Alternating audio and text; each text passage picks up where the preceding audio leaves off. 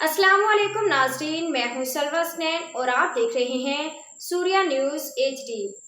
आइए नजर डालते हैं आज की अहम खबरों पर। मलीर रात गए शाह लतीफ पुलिस और मुसल्ला डाकुओं के दरमियान फायरिंग का तबादला हुआ।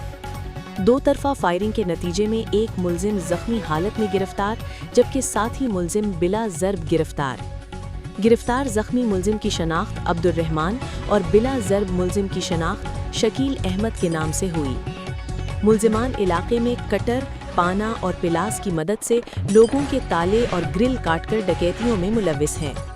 मुलजिमान के कब्जे से एक अदद गैर कानूनी 30 बोर राउंड, एक अदद कटर, एक अदद पाना, एक अदद पिलास, मोबाइल फोन्स, कैश रकम और एक मोटरसाइकिल बरामद हुई। जख्मी हालत में गिरफ्तार मुलजिम को तिब्बी इमदाद के अस्पताल रवाना कर दिया गया है। मुलजिम के कब्जे से बरामद होने वाली मोटरसाइकिल का रिकॉर्ड AVLC से चेक किया जा रहा है।